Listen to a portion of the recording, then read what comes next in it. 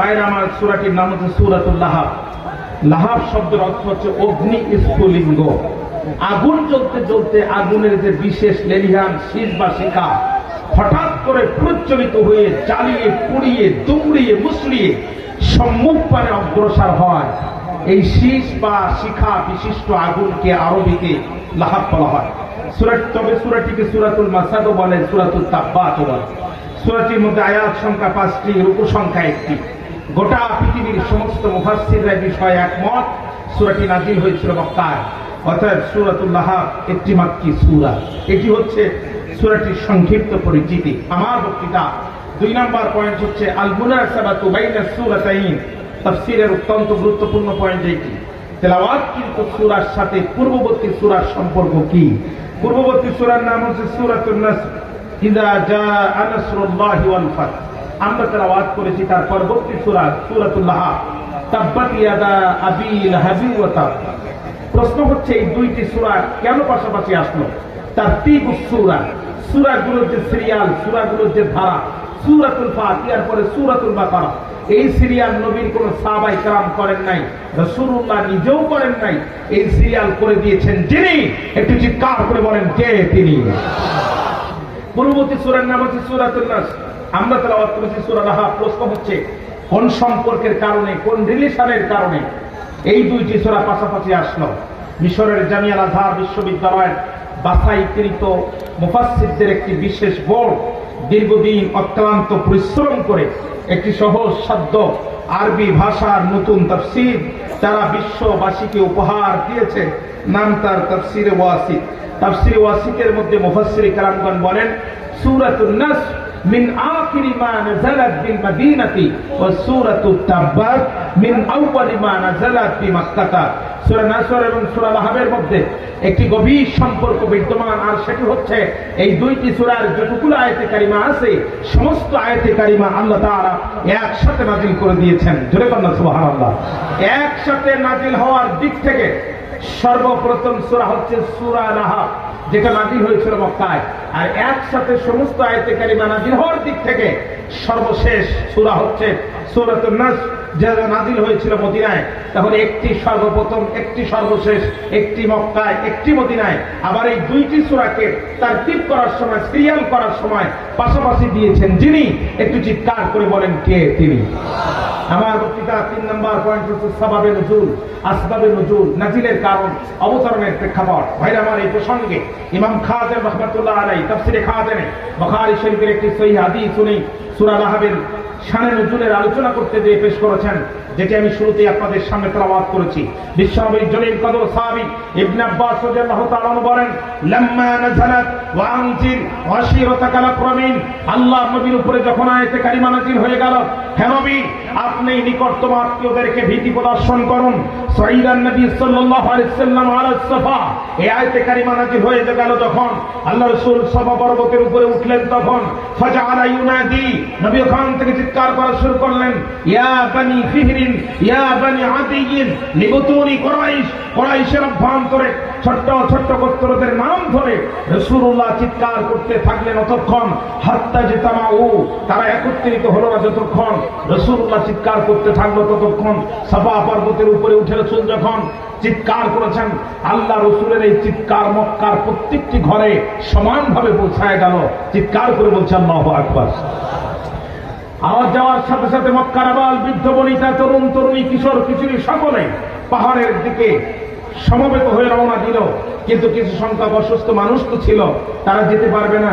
তাদের অবস্থা কি হবে? রাসূলের সাহাবী ইবনে আব্বাস বলছেন, ফাজাআলা রাজুলু ইযা লাম ইস্তাতি আইয়া খুরুজা আরসালা রাসূলা। উপস্থিত হতে পারলো না যারা, প্রতিনিধি পাঠালো তারা, লিয়ানজুরা মা হুয়া, কি হয়েছে এটা দেখার জন্য। ফাজা আবু লাহাব কুরাইশ, আবু লাহাব এবং কুরাইশের প্রত্যেকটি গোত্র চলে আসলো যখন।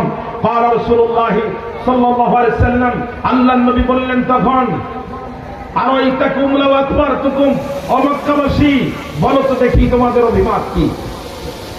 নবী জামান ডাক দিয়ে বললেন, মক্কাবাসী বলো তো দেখি তোমাদের অভিমত কি?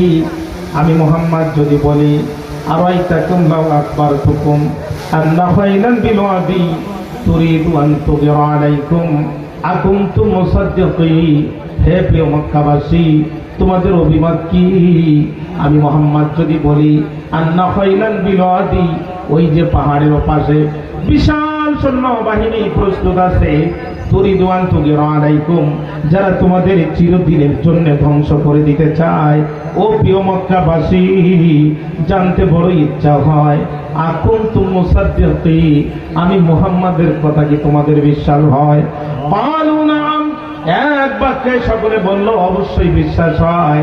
বিশ্বাস না হওয়ার কোনো কারণ নাই, কারণ তামাম মা জাররাবনা আলাইকা ইল্লা সিদকা, তামাম জীবন মিথ্যা কথা বলেন নাই যিনি, আজ কেমনে মিথ্যা বলবেন তিনি? আল্লাহর নবী ডাক দিয়ে বলেন, মক্কাবাসী, বক্তব্য যদি তোমাদের তাই হয় তাহলে জেনে রাখো, ইন্নী নাযীরুল লাকুম বাইনা ইয়াদাই আযাবিন শাদীদ, আমি তোমাদের জন্য পরকালের কঠিন আযাবের ভীতি প্রদর্শনকারী রূপে এসেছি। এই কথা বলল যখন পাহাড়ের নিচের সমস্ত কাফেররা মাথা নিচু করে দিল তখন, কিন্তু মাথা উঁচু করে দিল কে? পৃথিবীর এক নাম্বার বেয়াদব যে মাথা উঁচু করে দিল সে, নাম তার আবু লাহাব, সম্পর্কে নবীজির চাচা। শুধু মাথা উঁচু করলো না, পাহাড়ের নিচ থেকে আঙ্গুল উঁচু করে আল্লাহ রাসূলের কে টার্গেট করে বলছে, তাব্বাল্লাকা সাইরুল আইয়ামি আলিহাজা জামাতানা, ও মুহাম্মদ, বাপ দাদা 14 গোষ্ঠীর ধর্ম চিরদিনের জন্য কবর রচনা করে নতুন ইসলাম কায়েম করতে চাও, তোমার জীবনের প্রতিটি দিন ধ্বংস হয়ে যাক। বোঝা গেল সমাজের আবুল আহাবদের কাছে যাত্রার প্যান্ডেল আর পুতুল নাচের যতটা মূল্য আছে, কোরআনের মাহফিলের ততটা মূল্য নাই। তাব্বাল্লাকা সাইরুল আইয়ামি আলিহাজা জামাতানা, এই জন্য তুমি আমাদেরকে একত্রিত করেছ, তোমার জীবনের প্রতিটি দিন ধ্বংস হয়ে যাক। তোমার একটি হুঙ্কারে মক্কার আবাল বৃদ্ধ বনিতা, তরুণ তরুণী, কিশোর কিশোরী পঙ্গপালের মতো ছুটে এসেছে, আর তুমি বলছো ইন্নী নাযীরুল লাকুম বাইনা ইয়াদাই আযাবিন শাদীদ, তুমি বলছো ইন্নী রাসূলুল্লাহি ইলাইকুম জামিআ আলিহাজা জামাতানা, এইগুলো বলার জন্য আমাদেরকে একত্রিত করেছ। তাব্বাল্লাকা সাইরুল আইয়াম, তোমার জীবনের প্রতিটি দিন ধ্বংস হয়ে যাক। বোঝা গেল সমাজের আবুল আহাবদের কাছে আল্লাহর কোরআনের তাফসীর মাহফিলের মর্যাদা নাই, পরকালের মর্যাদা নাই, জান্নাতের মর্যাদা নাই, পরকালের ভয় নাই। এদের কাছে কোরআনের তাফসীর মাহফিলের থেকে, ইসলামী তাজিব তামাদ্দুন ক্রিশ্চিয়ান কালচারের থেকে যাত্রার প্যান্ডেল আর পুতুল নাচের মর্যাদা অনেক বেশি। এই জন্য স্টেজ রেডি,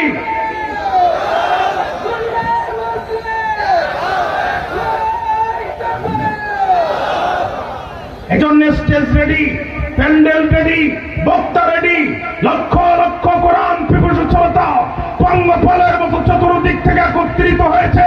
ক্ষমতার দাপটে পুলিশকে ব্যবহার করে বক্তাকে ঘাট ধরে স্টেজ থেকে নামিয়ে দিয়েছে। মাহফিলে 144 ধারা জারি করে দিয়েছে। এই বাংলার তাওহীদি জনতাকে যিনি কোরআন শিখিয়েছেন, এই বাংলার মানুষকে কোরআনের পিপাসায় যিনি সিদ্ধ করেছেন, পঙ্গপালের মতো যার তাফসীর শোনার জন্য গোটা বাঙালির জাতি পিছনে পিছনে ছুটত, তাকে দীর্ঘ 13টি বছর কারাগারে বন্দী রেখেছে শুধুমাত্র জাতিকে কোরআন থেকে দূরে রাখার কারণে। আল্লাহর কোরআনের সাথে গাদ্দারি করেছে,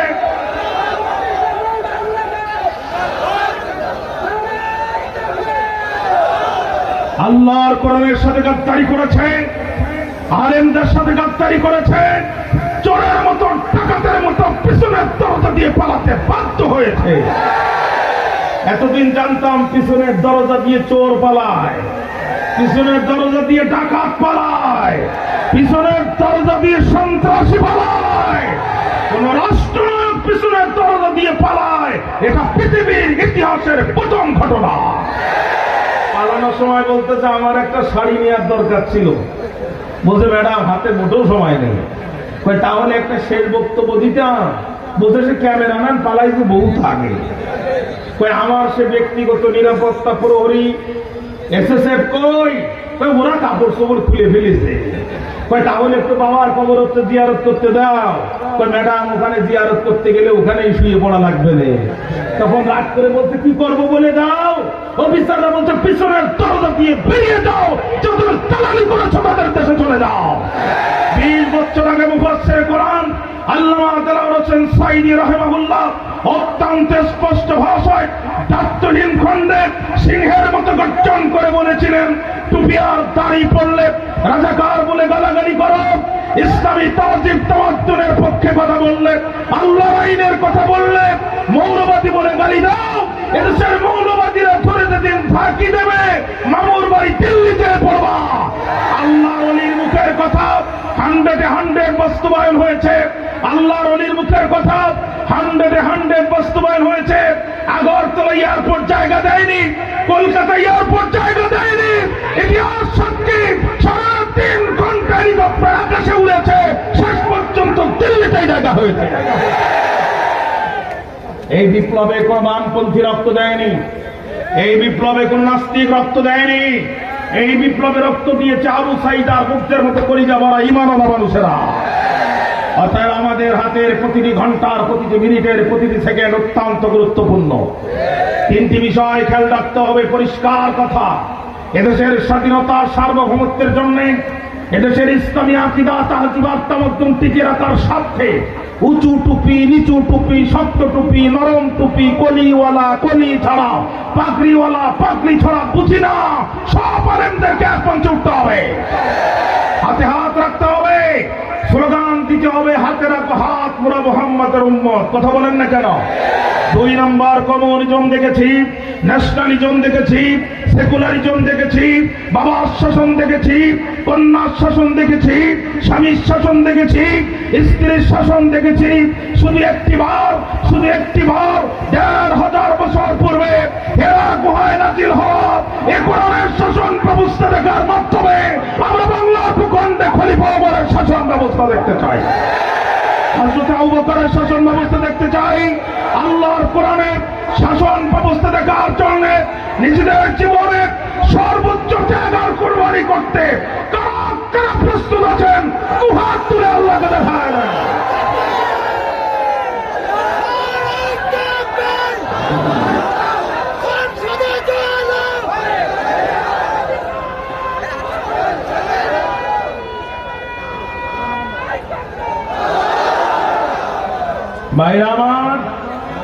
ভাইরা আমার, আল্লাহর কোরআনের রাজ কায়েমের কথা বললে যার মুখ অন্ধকার হয়, ওর কলিজা ঈমানের বালাই নাই।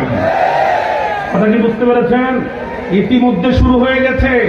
আমরা অতীতেও বলেছি জমিন যার আইন চলবে তার, আমরা এখনো বলছি জমিন যার আইন চলবে তার, আমরা সামনেও বলবো জমিন যার আইন চলবে তার।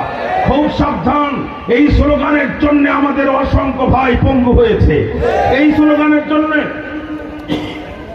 অসংখ্য ভাই বুকের তাজা রক্ত জমিনে ফেলে দিয়ে ক্রস ফায়ারের শিকার হয়েছে। এই স্লোগানের জন্য নিরপরাধ ফেরেশতাতুল্য মানুষেরা ফাঁসির কাস্টে হাসি মুখে বরণ করেছে, পিছনের দরজা দিয়ে আপোষ করে নাই। অতএব কোন বাধা আমাদেরকে এই স্লোগান থেকে 1 সেকেন্ড দূরে রাখতে পারবে না, পারবে না, পারবে না, পারবে না।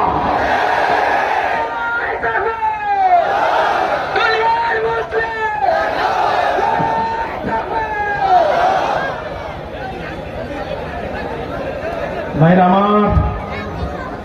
আমার দিকে তাকান, কাম টু মাই পয়েন্ট। কষ্ট হয়, মাইকের আওয়াজ বাড়ান, মাইক বাড়ান। আমি যত বাড়াই আপনি তত কমান কেন? বাড়ান, থাকতেও দেন না কেন? বাড়ান।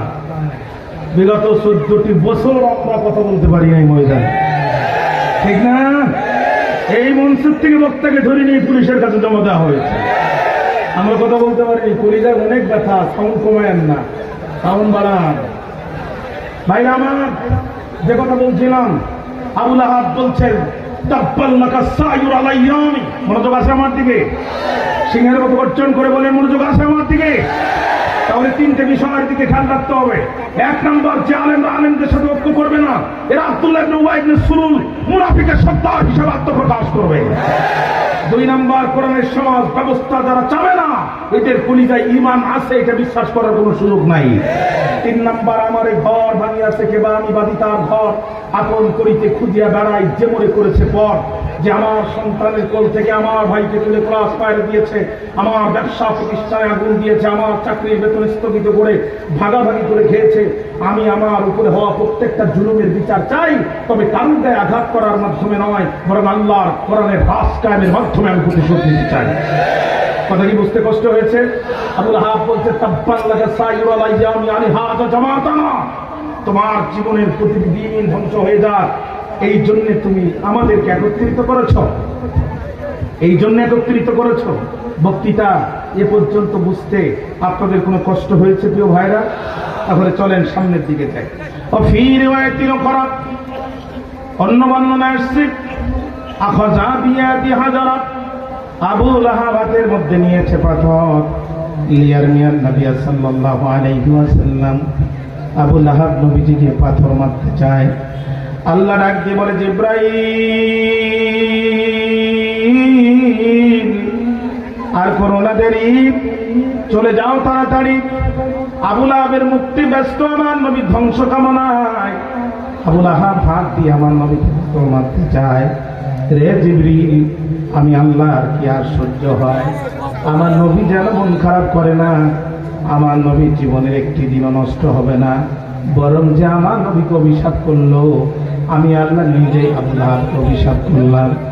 আর আমার অভিশাপ করার মাধ্যমে গোটা পৃথিবীতে কিয়ামতের আগ পর্যন্ত আমার বিশ্বাসী যত মানুষ জন্ম হবে, তাদের মধ্যে কেউ নামাজের মধ্যে নামাজের বাইরে, ফরজে সুন্নাতে ওয়াজিবে নফলে কিংবা রাতের তাহাজ্জুদে, পৃথিবীর 24 ঘন্টার প্রতিটা মিনিটের প্রতিটা সেকেন্ডে গোটা পৃথিবীর কোথাও না কোথাও সূরা লাহাব তেলাওয়াত হবে, আবু লাহাবের উপরে অভিশাপ করতেই থাকবে।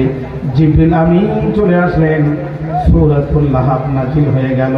তাব্বাত ইয়াদা আবি লাহাবিন ওয়া তাব, চিৎকার করে একবার বলা যাবে কি আল্লাহু আকবার। আমি একটি হাদিস দিয়ে সূরাটি কেন নাযিল হয়েছিল আমি সে শানে নুজুল আপনাদের সামনে আলোচনা করে ফেলেছি। আমি প্রথমে সূরাটির পরিচিতি বলেছি, তারপরে তেলাওয়াত কিন্তু সূরার সাথে পূর্বের সূরার সম্পর্ক কি আমি সেটি আলোচনা করেছি। 3 নম্বর পয়েন্টে সূরাটি কেন নাযিল হলো আমি সেটিও আলোচনা করেছি। এখন যদি আমি আপনাদের অনুমতি পাই, যতটুকু সময় পাই, আমি একটু ভিতরে তাফসীরে প্রবেশ করতে চাই। আপনারা কি রাজি আছেন ভাই? আল্লাহ তাআলা আজকে মাহফিলকে কবুল করুক, জোরে কান আমিন। তাব্বাত শব্দের অর্থ হচ্ছে হালাকাত, খাসিরাত, ধ্বংস হয়ে যাক, নিপাত চাক, নিঃশেষ চাক, নিঃশেষ হয়ে যাক।